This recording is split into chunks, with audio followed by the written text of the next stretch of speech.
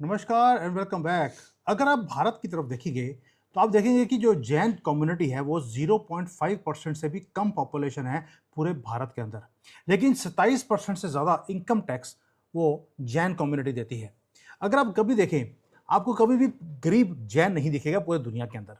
इसका मतलब है कि जो हमारी एजुकेशन है, जो हमारी फैमिलीज हमें देती हैं, वो कुछ डिफरेंट देती हैं जिसके बारे में आपको नहीं पता। आज मैं आपके साथ वो एग्जैक्ट ब्लूप्रिंट जो हमारे फैमिलीज ने फॉलो किया, हमें सिखाया, वो मैं आपके सामने देने वाला हूँ। बड़ा ही शॉर्ट में आपको बताऊंगा, इतने सिंपल वे में कि आप समझ जाएंगे, क्योंकि जैनिज्म का मतलब ही है simple thinking and simple living. अब स्टार्ट करते हैं कि पहली बात यह है कि आपको बेवकूफ़ बनाया जा रहा है पूरे के पूरे सिस्टम की तरफ से।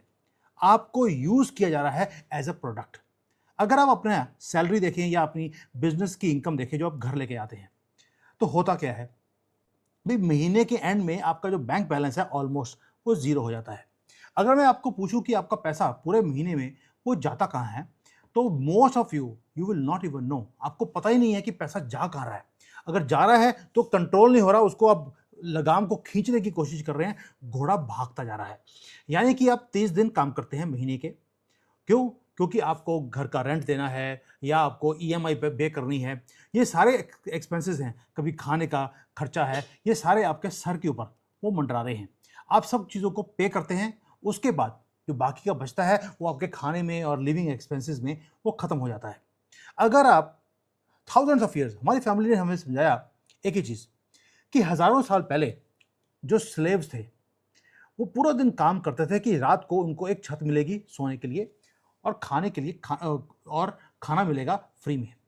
आज आप जो सोच के देखिए, मैं कोई तंज नहीं कस रहा हूं, लेकिन मोस्ट ऑफ द पीपल वो कर क्या रहे हैं भी। आप पूरा दिन काम करते हैं, आपको सैलरी मिलती है महीने के बाद, और आप एक घर के ईएमआई या रेंट पे करने और खाने के चक्कर में आपकी पूरी की पूरी सैलरी वो निकल जाती है। कोई डिफरेंस नहीं है, बस एक ही है कि आपके पास इल्यूजन है कि आप एक स्लेव नहीं हैं, आपके पास फ्रीडम है। फ्रीडम है, कहीं भी जा सकते हैं, आप कहीं भी खाना खा सकते हैं, जो भी सोचते हैं आप कर सकते हैं, दैट्स ऑल। लेकिन जो रियल स्टोरी है वो ये है कि मंथ के एंड में आपके पास कुछ बचता ही नहीं है। नाउ, इससे बाहर निकलने का एक रास्ता भी है। हमारे पेरेंट्स ने हमें शुरू से एक ही चीज़ समझाई। ये वो चीज़ें हैं जो जैन्स रोज, हर जैन फैमिली में आपको एक कंप्लीटली डिफरेंट गेम दिखेगी, जिसके कारण जैनियों के हाथ में हमेशा पैसे होते हैं। हमें स्टार्टिंग से एक ही चीज़ बताई। पहली बात यह है कि दुनिया में अगर आप अमीर और लोग देखेंगे, वो कौन से अमीर लोग हैं? क्या बिजनेसमैन अमीर होते हैं? तो आंसर है नहीं। अगर आप देखेंगे तो 70% से ज़्यादा जो रिचेस्ट लोग हैं दुनिया के अंदर वो एंटरप्रेन्योर्स हैं। अब एंटरप्रेन्योर में और बिजनेसमैन में बड़ा फ़र्क होता है। आप पहले सर्च कर लेना कि एंटरप्रेन्योर और बिजनेसमैन में फ़र्क क्या है, और अगर नहीं पता कमेंट्स में डाल देना, मैं आपको एक्सप्लेन कर दूंगा। दूसरा, 70% तो हो गया एंटरप्रेन्योर्स। 20% से ज़्यादा लोग ऐसे हैं जो इन्वेस्टर्स हैं। वो कहीं ना कहीं इन्वेस्ट करते हैं, जिसके कारण उनको रिटर्न्स आती हैं और अमीर बन जाते हैं। 8% ऐसे लोग हैं जो वेल्थ को इनहेरिट करते हैं, क्योंकि खुद पप्पू हैं, लेकिन दादे ने, नाने ने, दादी ने, पिता ने इतनी दौलत कमाई है कि उनको काम करने की जरूरत नहीं है। पप्पू कहलाएंगे, लेकिन जेब में अरबों खरबों रुपए हैं उनके पास। ऐसे लोग 8% है दुनिया में। और उसके बाद आते हैं 2% लोग। ये वो लोग हैं जिनके पास रेयर को टैलेंट है, जैसे एथलीट्स हैं, आर्टिस्ट हैं, कोई मूवी स्टार्स हैं, ये वो लोग आते हैं। लेकिन इसमें आप देखिए पूरा 100% मैंने कवर कर लिया, आप इसके अंदर आप कवर नहीं हो रहे। ना तो इसमें जो एम्प्लॉयज़ हैं वो 0% है। यानी कि अगर आप किसी कंपनी में काम करते हैं तो आप सैलरी के ऊपर जी रहे हैं, तो आप अमीर की लिस्ट में आप तो नहीं आ सकते। अब आप बोलेंगे सर ऐसा तो नहीं है, जो बड़ी बड़ी कंपनी के सीईओज हैं उनकी तो सैलरी 200 मिलियन है, वो तो बड़े रिच हैं। आप जब उनको देखेंगे, जब उनको बाहर निकाला जाता है कंपनी से, उसके बाद कुछ ही दिनों में दे आर ब्रोक। वो उसका रीज़न किसी और वीडियो में आपको बताऊंगा। यानी कि अगर आप जो इनकम जनरेटिंग एसेट्स हैं, अगर आपके पास नहीं है, तो होगा क्या? You will become an asset of somebody else. यही हार्ड ट्रूथ है जो हमें बचपन से सिखाया गया कि बेटा पैसे कमाओ, उसको इन्वेस्ट करना शुरू करो, उसको बर्बाद नहीं करना। और मैंने शुरू में एक वर्ड यूज किया था, simple living and simple thinking. अब सिंपल लिविंग का मतलब ये नहीं है कि आपको गरीबी में रहना है, नहीं, वो मैं पूरा समझाऊंगा आपको कि हम करते क्या हैं। आज जो पूरी की पूरी गेम है वो मैं आपकी चेंज करने वाला हूं, क्योंकि ये जैन ब्लूप्रिंट आपको कोई नहीं देगा, और ये तरीका है जिसमें आप वेल्थ क्रिएट कर सकते हैं। अब वेल्थ क्रिएशन में एंड रिच होने में दोनों में फर्क है। वेल्थ क्रिएशन में ये होता है कि रात को आप आराम से सोएंगे, आपको किसी के बारे में सोचने की जरूरत नहीं है। अगर आप रिच हो गए तो आपको ये होगा कि यार कोई मेरे पैसे चुरा के न ले जाए। जो जैन व्यू है पूरे फाइनेंशियल डेस्टिनी को कंट्रोल करने का, वो मैं आपके सामने रखने वाला हूं, जहां पर हम लोग काम इस तरह से करते हैं कि रात को सो रहे हैं तो भी पैसा हमारे लिए पैसा कमा रहा है, यानी कि जो हमारा पैसा है हमारे लिए फुट सोल्जर की तरह वो काम कर रहा है। And it does not matter कि आप पैसे कितने बना रहे हैं, ये हमें बचपन से सिखाया है। आपकी इनकम ज्यादा है या कम है मैटर नहीं करता, मैटर ये करता है कि आप अपने पैसे को मैनेज कैसे करते हैं, आप खर्च कितना कर रहे हैं, सेव कितना कर रहे हैं। अब मैं समझाता हूं कि ब्रेकडाउन कैसे करना है, एक एक करके आपको समझाता हूं। पहली बात यह है कि आप जितना मर्जी, आप 10,000 कमा रहे हैं, 1 लाख कमा रहे हैं या 1 करोड़ कमा रहे हैं, महीने का फर्क नहीं है। पहले आपको यह देखना है कि आप उस पैसे का करते क्या हैं। अब आपका ऑब्वियस आंसर होगा, अगर मैं आपसे पूछूं कि आप करते क्या हैं, आप कहते हैं जी 50% से ज़्यादा तो मेरा रेंट में और ईएमआई चले जाता है, थोड़ा सा मेरे बच्चों की एजुकेशन में जा रहा है, बाकी का खाने पीने में करते करते महीने के बाद में मेरे पास थोड़ा सा अमाउंट है जो मेरे पास बचता है, या मेरे पास कुछ बचता ही नहीं है, महंगाई बहुत ज़्यादा हो गई। ये हर जनरली लोगों का यही आंसर होता है। अब हमारा जो जैन वे है वो ऑपोजिट है। उसमें क्या है, हम पहले खर्चा देखते ही नहीं। हम देखते हैं कि सपोजिंग मेरी 1 लाख रुपए एक महीने की मेरी सैलरी है या इनकम है, उसमें से मैंने 20-25 हज़ार रुपये, 20,000 या 25,000 मुझे बाहर निकालना है, और उसको मैंने लगाना है लॉन्ग टर्म ग्रोथ के लिए। खर्चा सोचूंगा बाद में, आप खर्चा सोचते हैं पहले। जैसे कि अगर आपकी सैलरी इंक्रीज हो रही हो, आप पहले सोचने लग जाते हैं कि मुझे अब कहाँ पे घूमने जाना है, मुझे पैसे के साथ कौन सा नया रेफ्रिजरेटर लेना है, कौन सा नया मोबाइल लूंगा। हम ऐसा सोचते ही नहीं। हम पहले सोचते हैं कि जो इनकम आ रही है इसमें से हमने इन्वेस्ट कहाँ करना है, जहाँ पे मुझे इनकम सोर्स मेरा एक और मेरा शुरू हो जाए। आप बोलेंगे ये बड़ा सिंपल है, ये सभी को मालूम है। अगर सभी को मालूम था तो करते क्यों नहीं, क्योंकि बचपन से ये चीज़ें सिखाई नहीं गई। दोस्तों, आपको पैसे को काम पे लगाना है जो आपके लिए काम करे और आपको इनकम लेकर दे। अब जब लोगों के पास पैसे आते हैं, वो सबसे पहले क्या करते हैं, पहले अपने बिल्स को पे करेंगे, उसके बाद पूरे पैसे को वो इधर उधर यूज कर लेते हैं। जो सिस्टम है डिजाइन किया गया है कि आपको, या तो आपको ना आपको दिखाएंगे कि सर अगर ये मोबाइल नया वाला ले लेंगे तो यू विल लुक रिच। उन्होंने डिजाइन ही इस तरह से किया है ताकि आप महीने के पहले 1-2 हफ्ते तो आपके पास पैसे होंगे, उसके बाद आप वेट करते रहते हैं कि अगले महीने की पहली तारीख कब आएगी या 7 तारीख कब आएगी और सैलरी कब मिलेगी, and you are waiting whole month.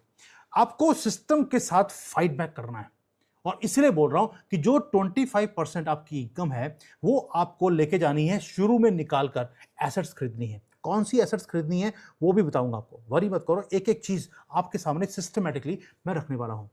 अब एसेट्स क्यों बोल रहा हूं, क्योंकि एसेट्स जो है उसकी वैल्यू ओवर टाइम बढ़ती है।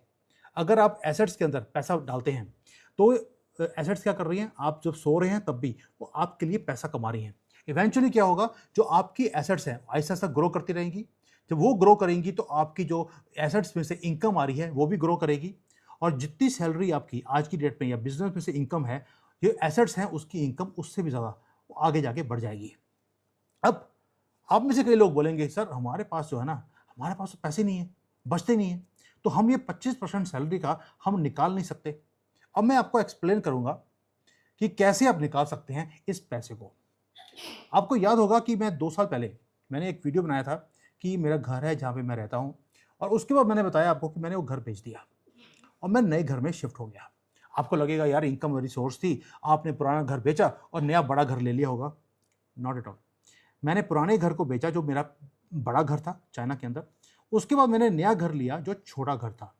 रीजन बीइंग कि यहाँ पर कंपनीज बंद हो रही थी, मुझे दिख रहा था कि आगे जाकर इनकम सोर्सेस वो कम होने वाले हैं। मैंने इमीडिएटली अपने खर्चों को कम कर लिया, पुराने घर को बेचा, जो मुझे मनी आया उसमें से मैंने छोटा घर लेकर, और उसके बाद मैंने अपने एक्सपेंसेस को कम कर कर अपने ऊपर जो प्रेशर था उसको भी कम कर लिया। जनरली लोग क्या करते हैं, उसी लाइफस्टाइल को कंटिन्यू रखेंगे, उसकी ज़रूरत है या नहीं है। We take decisions as a Jain, हम बहुत जल्दी डिसीजंस को लेते हैं इन चीज़ों के ऊपर कि बर्डन को अपने सर के ऊपर से कैसे कम करना है। फॉर्मूला जो था 25% का, जब मेरी इनकम कम हुई, मैंने उस फॉर्मूले को नहीं तोड़ा कि 25% मुझे इन्वेस्टमेंट्स के अंदर वो डालना है। मैंने खर्चे कम कर दिए। अब आप क्या करेंगे? आप बड़े घर में रहते हैं, आपकी जो इनकम है, इनकम इंक्रीज होनी शुरू हुई, सबसे पहला काम आप ये करेंगे कि यार बड़ा घर लेते हैं। ये 3 बेडरूम का घर बड़ा छोटा है, बड़े-बड़े कमरे होने चाहिए, 4 बेडरूम होना चाहिए, सर्वेंट क्वार्टर भी होना चाहिए। आप ये चीज़ें रेंट पे हो या ओन्ड हाउस हो, सिर्फ इसलिए लेते हैं कि आपको दुनिया को दिखाना है, अपने पेरेंट्स को दिखाना है कि देखिए आपका बच्चा कितना अमीर हो गया। बट ये आपके फ्यूचर को कॉस्ट कर रहा है, यानी कि it is taking away your future. अभी आपको क्या करना है? सिर्फ वापस जाकर आप अपने लाइफ़स्टाइल को चेक कीजिए कि आपका लाइफ़स्टाइल आज की डेट में क्या है? क्या आपके लाइफ़स्टाइल के कारण, क्या आप जो पैसा सेव कर सकते थे, वो आप नहीं कर रहे? जब आप ये चीज़ देखेंगे तो आपका ये बिगेस्ट वेपन आपके लिए बनने वाला है। एंड गारंटी दे रहा हूँ मैं, ये चीज़ें जो बता रहा हूँ आपको, मैं यहाँ पे वर्कशॉप्स करता हूँ, लोगों के इतने-इतने वो मनी आती है कि यार मैं यहाँ पे वेस्ट कर रहा हूँ, वहाँ वेस्ट कर रहा हूँ, अगर मैं सेव करूँ तो मेरे पास पैसे ही पैसे हैं। अगर आप ये एक्सरसाइज़ करने लग जाएँ, आपको पता लगेगा आप पैसा कहाँ पर वेस्ट कर रहे हैं, सिर्फ़ इसलिए you want to look rich. अब एक मैथमेटिक्स देता हूँ कि मैं क्यों बता रहा हूँ। हमें एक कैलकुलेशन था जो मेरे पेरेंट्स ने समझाया मुझे, जो मैं आपके सामने रखता हूँ। सपोजिंग मैं सुमित हूँ, मैंने यहाँ पर जब मेरी 20 साल की उम्र या 21 साल की उम्र है, मैंने 20,000 रुपये हर महीने मैंने इन्वेस्ट करना शुरू कर दिया 60 साल की उम्र तक। और दूसरी तरफ है एक अनिल नाम का लड़का ले लेते हैं। अनिल ने 30 साल की उम्र में 30,000 रुपये, मैं 20,000 इन्वेस्ट कर रहा हूँ हर महीने, वो 30,000 30 की एज में जाकर उसने इन्वेस्ट करना शुरू किया up to the age of 60। अब 60 पे आके हमने बंद कर दिया। मैंने 40 साल में, सॉरी, मैंने कितने साल हो गए, मैंने 40 साल में मैंने 96 लाख रुपीस मैंने जमा करवाए। और जो है अनिल है, उसने 1,08,00,000 रुपए उसने जमा करवाए 30 साल में। मैंने 40 में 96, और उसने मेरे से ज़्यादा पैसे उसने इन्वेस्ट किए। नाउ हमने सेव नहीं किए, एक बड़ा इंपॉर्टेंट वर्ड है, हमने ये 20,000 या 30,000 हमने सेव नहीं किया, हमने इसको इन्वेस्ट किया। अगर मेरी साल की एवरेज 10% की है, एनुअल रिटर्न मुझे मेरे पैसे पे आती है, तो जो अनिल है जिसने रफली 1,07,00,000 रुपए जमा करवाए थे, मेरे से 18 लाख ज़्यादा, उसको कितने मिलेंगे? उसको मिलेंगे 6 करोड़ ऑलमोस्ट 80 लाख रुपए, जब वो 60 साल की उम्र में पहुंचेगा। आप बोलेंगे यार बड़ा अच्छा काम है, लेकिन सुमित को कितने मिलेंगे? सुमित को मिलेंगे ऑलमोस्ट 12.5 करोड़ रुपए। मैंने पैसे कम जमा करवाए, 12 लाख रुपए मैंने कम जमा करवाया है उससे, और मेरी इनकम ऑलमोस्ट डबल है। दोस्तों, उसकी 6 करोड़, मेरी 12 करोड़। ये है पावर ऑफ कंपाउंडिंग ग्रोथ। अगर आप शुरू अगर यहाँ 20 साल की उम्र में शुरू किया था, इतने पैसे हो ही जाएंगे। इतना इंपॉर्टेंट नहीं है कि आपकी इस वक्त एज क्या है, इंपॉर्टेंट ये है कि आपको शुरू करना है। आप जितना लंबा वेट करेंगे, उतना आपकी जो इनकम है वो कम होती रहेगी, यानी कि जो आपका पैसा है उतना ही कम वो इनकम देगा आपको आगे जाकर। आपको शुरू कैसे करना है?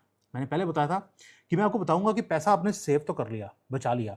अब ये 25% जो आपकी इनकम का पैसा है, इसको लगाना कहाँ है? उसके लिए 3 चीज़ें हैं। पहला, आपकी रिस्क टेकिंग कैपेबिलिटी कितनी है। अगर तो आपको लगता है ये बिल्कुल सेफ मैं चलना चाहता हूँ, उसको बोलते हैं लो रिस्क। दूसरा मीडियम रिस्क, और तीसरा है वो कहते हैं यार फ़र्क नहीं पड़ता, अगर पैसे चले भी गए तो मैं हाई रिस्क लेने के लिए तैयार हूँ। अब मैं तीनों की कैटेगरी आपको बताता हूँ। अगर आपको सेफ चलना है तो आप मार्केट में जाइए, स्टॉक मार्केट में नहीं जाना, आपको स्टॉक नहीं खरीदने, आपको इंडेक्स का जो फंड है उसको खरीदना है। यानी कि आप इंडिविजुअल स्टॉक्स को नहीं ले रहे, आप जो एंटायर मार्केट है उसके ऊपर आपने जुआ लगा दी, जुआ नहीं है, आपने इन्वेस्ट कर दिया। जैसे निफ्टी 50 है, आपने उसके ऊपर पैसा लगा दिया, उसको सेट कर दिया कि जब यहां तक आएगा इसको बेच देना, उसके बाद भूल जाओ, let it grow. And then एक तो हो गया ये। दूसरा, कभी भी रियल एस्टेट को मत छोड़ना, उससे ज़्यादा सेफ इन्वेस्टमेंट वो दुनिया में कोई भी नहीं है। और ये बहुत बड़ा जो वेल्थ चर्नर है वो हमेशा ही आपका रियल एस्टेट आएगा। भारत की जो पॉपुलेशन है वो बढ़ती जा रही है, जो प्रॉपर्टी है उसकी प्राइसेस भी बढ़ती जाएंगी। अब ये तो हो गया जो मैंने लो रिस्क बोला है। अब आते हैं मीडियम के ऊपर। मीडियम में हमारे पेरेंट्स हमेशा हमें बोलते हैं कि या तो जो बिजनेस है इसके अंदर अगर आपको एंटर भी करना है, उससे पहले आपके पास कोई स्पेशल स्किल्स आने चाहिए। अब आज की डेट में मैं आपको बिजनेस के स्किल्स तो बताऊंगा नहीं, लेकिन आपको एआई है, आपको सेल कैसे करनी है, मार्केटिंग कैसे करनी है, आपको ऑनलाइन अपना काम कैसे करना है, इसके बारे में आपको सीखना चाहिए। That is also a very very good income source, जो आगे जाकर आपके पास स्किल्स आएंगे। यानी कि आपको इन्वेस्ट करना है अपने अंदर, ताकि आप हाई इनकम स्किल्स लें और आप इनकम जनरेट कर सकें। और मैं आप बोलेंगे यार इसमें तो लो रिस्क होना चाहिए, ये मीडियम रिस्क क्यों है? मीडियम रिस्क इसलिए है क्योंकि आप ये चीज़ें सीख रहे हैं, लेकिन आगे जाकर इसको आप यूज़ कर पाएंगे नहीं कर पाएंगे। हो सकता है कि जैसे जिन लोगों ने 10-20 साल पहले कोडिंग सीखी थी, आज कोडिंग की ज़रूरत ही नहीं है, वो एआई ने काम कर लिया। अगर आप सपोजिंग आज आप एआई सीख रहे हैं, कल को हो सकता है कि एआई की ज़रूरत ना पड़े, कुछ और चीज़ आ जाए।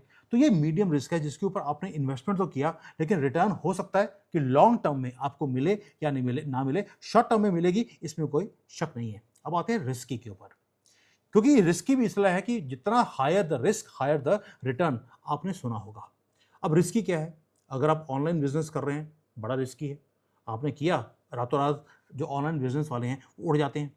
या आपने स्टॉक्स के अंदर, जो इंडिविजुअल स्टॉक्स हैं कंपनीज के, उसके अंदर इन्वेस्ट करना शुरू कर दिया, तो आपके पैसे उड़ सकते हैं। क्योंकि अगर आपने डीप रिसर्च नहीं करी, तो उसके बाद आपके जो है पैसे कब उड़ जाएंगे ये आपको पता लगेगा नहीं। इट इज़ जस्ट लाइक कि आप गैम्बल कर रहे हैं।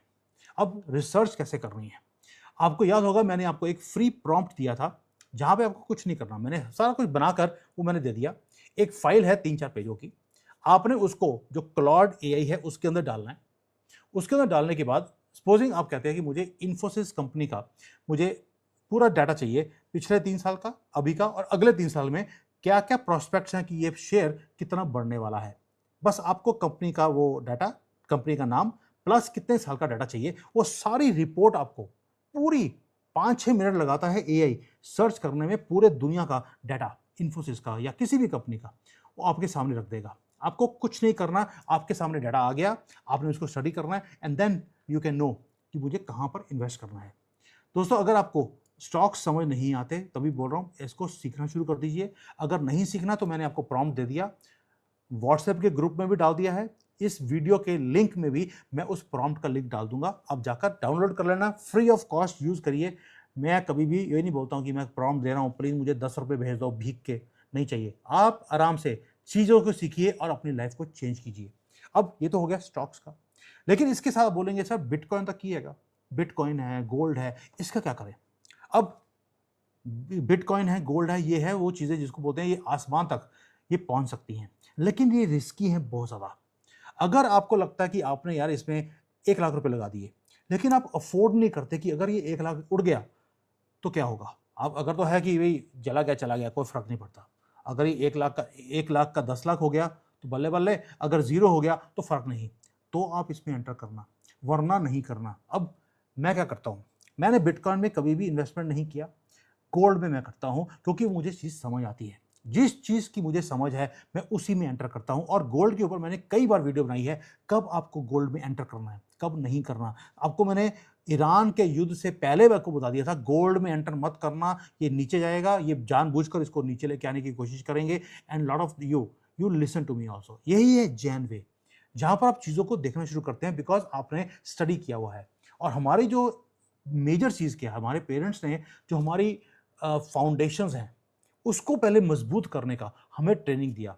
मैंने पहले बताया आपको कि इंडेक्स फंड्स हो या हाई इनकम स्किल्स हो, जब आपने अपने फाउंडेशन को स्ट्रॉन्ग कर लिया, आपको रिस्की में जाना है, लो रिस्क में जाना है, मीडियम में, वो आपके ऊपर है, क्योंकि हर एक बंदे की पर्सनालिटी डिफरेंट होती है। लेकिन जब आपने अपनी एसेट्स को पिक कर लिया, उसके बाद आप देखते हैं कि मेरी एसेट तो आ गई, अब उसके बाद इनकम आएगी। इनकम आएगी तो उसके बाद सबसे बड़ा एक्सपेंस आपका वो है जो मैं बताना भूल गया आपको, वो है इनकम टैक्स का। अब इनकम टैक्स कैसे बचाना है? ये पीपीएफ का अकाउंट है, आप जो ईएलएस म्यूचुअल फंड्स के जो होते हैं इन्वेस्टमेंट वो ले सकते हैं, जहां पर आपको टैक्स का एडवांटेज मिलता है। मैं हमेशा बोलता हूं कि टैक्स गवर्नमेंट को लीगली पे करना चाहिए, लेकिन ज़रूरत से ज़्यादा भी पे करने की ज़रूरत नहीं है। वो भाई जाना तो आपको पता ही है, कहीं ना कहीं चला जाएगा। अब करना क्या आपको, लीगली जो गवर्नमेंट ने स्कीम्स निकाली हैं जहां पर आप टैक्स बचा सकते हैं, आप उसमें जाकर इन्वेस्ट कीजिए। और ऑटोमेट कर दीजिए पूरे ट्रांसफर को। जैसे ही पेमेंट आया आपको पास, सैलरी आई या इनकम आई, उसमें से 25% वो खत्म हो जाएगा। यानी कि आपने इन्वेस्टमेंट अकाउंट में डाल दिया, उसके बाद out of sight out of mind वाला काम होगा, जैसे कि आपके पास वो सैलरी है ही नहीं। अगर आपकी सैलरी 1 लाख रुपए है, आप ये कंसिडर कीजिए आपकी सैलरी 75,000 है, उसके अंदर मुझे अपने सारे घर को चलाना है, बाकी 25% तो गई। अब उसके बाद ये हो गया मेजर, जो आपको पहला काम करना है।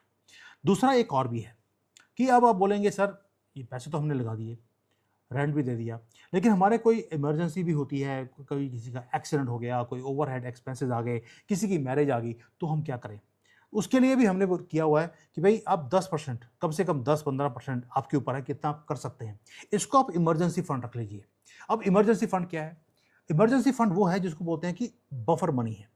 हमारी जेएनयू की लाइफ में कभी इमरजेंसी नहीं आती, उसका रीज़न है कि हमने उसके लिए अपने आप को पहले से ही प्रिपेयर किया हुआ है। अब हम करते क्या हैं? लोग क्या करते हैं, वो आखिरी मोमेंट पे वो बोलेंगे जैसे इमरजेंसी आ गई। इमरजेंसी इसलिए आई क्योंकि आपने उसकी प्लानिंग नहीं करी। हमारे लाइफ में इमरजेंसी इसीलिए नहीं आती।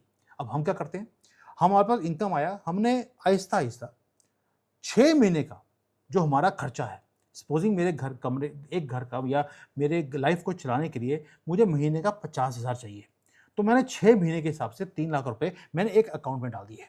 ये मेरा इमरजेंसी फंड है, मुझे कोई इमीडिएटली कोई एक्सपेंसेस आ गया, कुछ भी आ गया, तो मैं उसमें से पैसे निकाल कर अपना लाइफ को मैं चला सकता हूँ, मेरे पास इमरजेंसी नहीं आएगी। अब ये पैसे को रखना कहाँ है? क्या मैं सेविंग अकाउंट में रखूँगा? नहीं।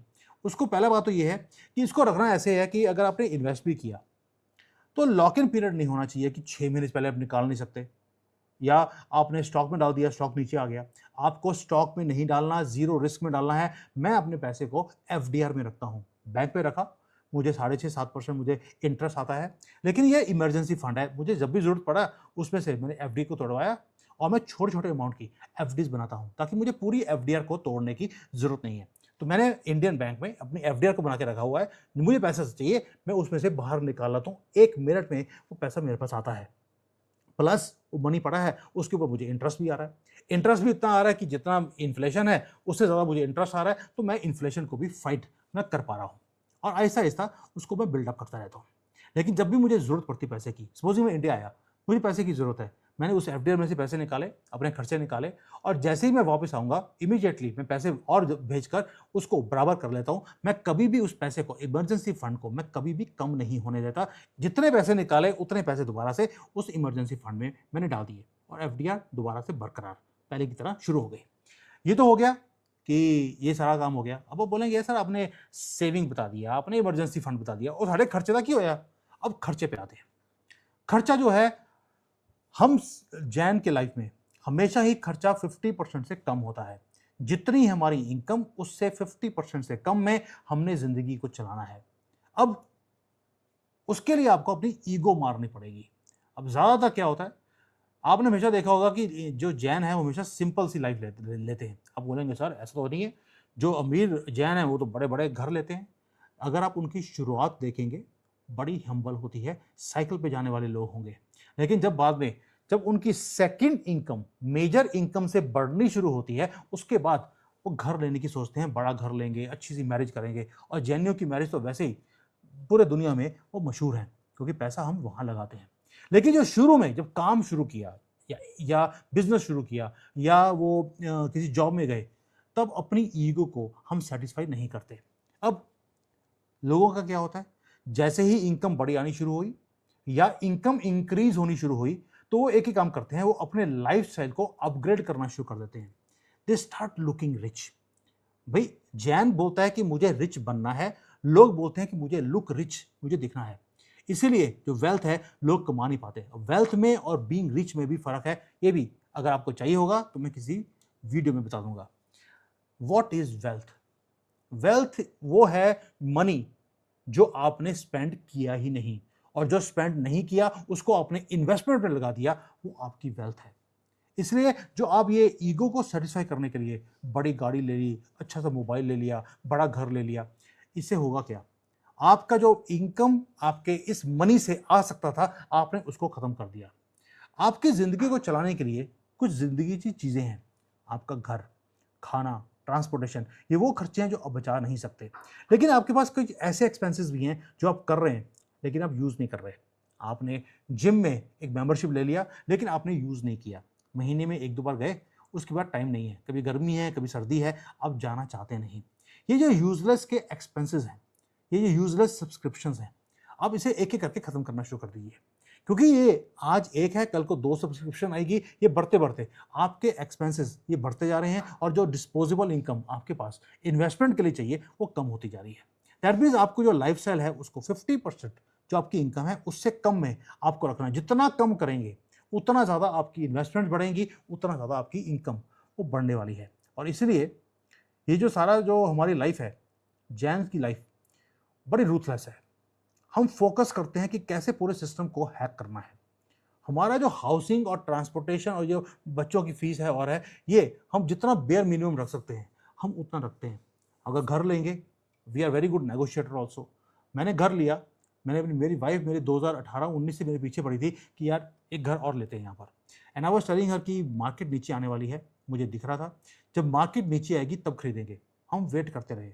4 साल वेट करने के बाद मैंने ये घर लिया। वो भी अपना घर अच्छे रेट पे बेचने के बाद मैंने वेट किया। वेट करने के बाद जब मार्केट नीचे आ गई तब मैंने घर लिया है। हम हर चीज़ को अच्छी तरह से नेगोशिएट करते हैं और हमारे दिमाग में कभी ये नहीं आता कि यार अभी दिल में आ गया कि ये लेना है तो अभी लेना है। Not at all. मैंने गाड़ी लिया है, घर लिया है, we always negotiate at the right time. दूसरा एक और चीज़ है, मैं आप कभी देखा होगा कि I always wear very good branded clothes, लेकिन मैं ब्रांडेड क्लोथ्स को बड़े उल्टे तरीके से लेता हूँ। गर्मियों के सर्दी कपड़े मैं सर्दियों में खरीदता हूँ और सर्दियों के कपड़े मैं गर्मियों में खरीदता हूँ। मुझे बताने की ज़रूरत नहीं है कि ये काम मैं क्यों करता हूँ। आप क्या करते हैं? वो जो लेटेस्ट फैशन आया है इसको अभी खरीद लो। You are buying at a full market price. मैं 70-80% के डिस्काउंट पे लेता हूँ क्योंकि मैं ऑफ सीजन में चीज़ों को खरीद रहा हूँ। ये चीज़ें वो हैं, मुझे कोई शर्म नहीं है आपको बताने में कि मैं ऑफ सीजन में ले रहा हूँ। लेकिन आप बोलेंगे सर फिर फैशन का क्यों होया? फैशन हम जैनियों के लाइफ में बड़ा सिंपल है। For us, fashion is the money in our account, which is earning more interest for us. हमारे लिए फैशन वो है। हमारे लिए जो कपड़े लेटेस्ट फैशन वाले हैं वो हमारे लिए फैशन नहीं है। इसीलिए जो जैन हैं वो रिच हैं, बाकी के लोग वो देखते हैं ये जैनी इतने रिच कैसे हैं, ये पैसे कमाते कैसे हैं। इसीलिए कमाते हैं क्योंकि हम काम उल्टे करते हैं। दोस्तों, मैं आपको गारंटी दे सकता हूँ कि 95% लोग दुनिया में या 99% लोग वो इनकम लेते हैं खर्चा करने के लिए। हम इनकम लेते हैं सेव करने के लिए।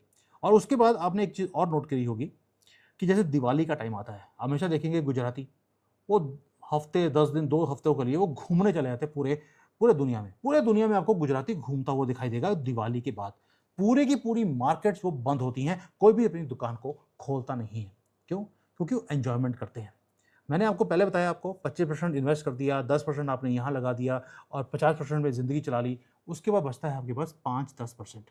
ये है आपकी एन्जॉयमेंट के लिए। आपने देखा होगा मैं बाकी जितने भी यूट्यूब के ऊपर कोई भी वीडियो बनाते हैं, वो अपने कमरे में बैठे रहेंगे सुबह से लेकर रात तक 8-8 वीडियो बना के पागल कर देते हैं सबको।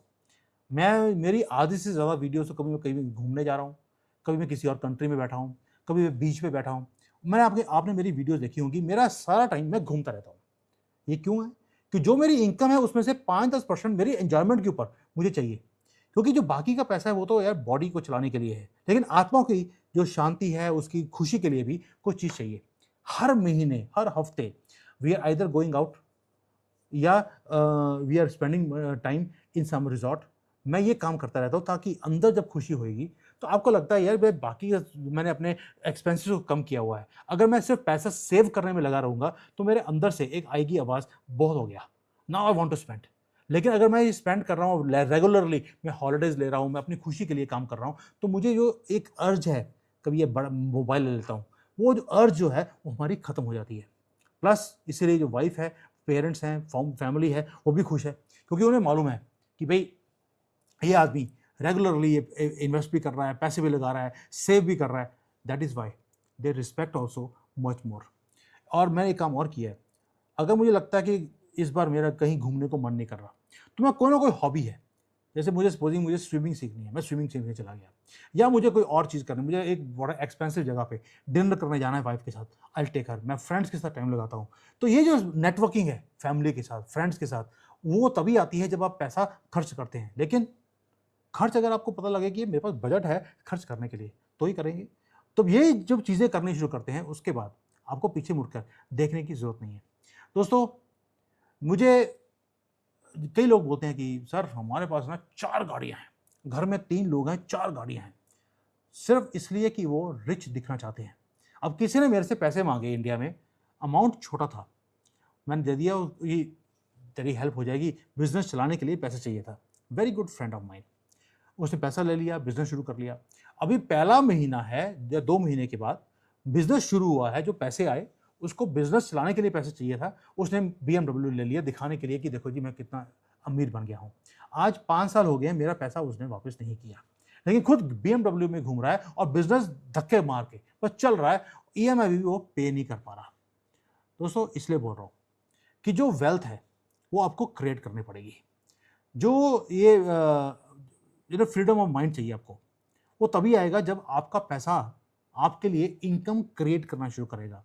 आप जो इनकम ले रहे हैं वो सिर्फ झक मार के सुबह से लेकर रात तक गधों की तरह काम करते हैं, उसके बाद जेब में बचता कुछ नहीं है।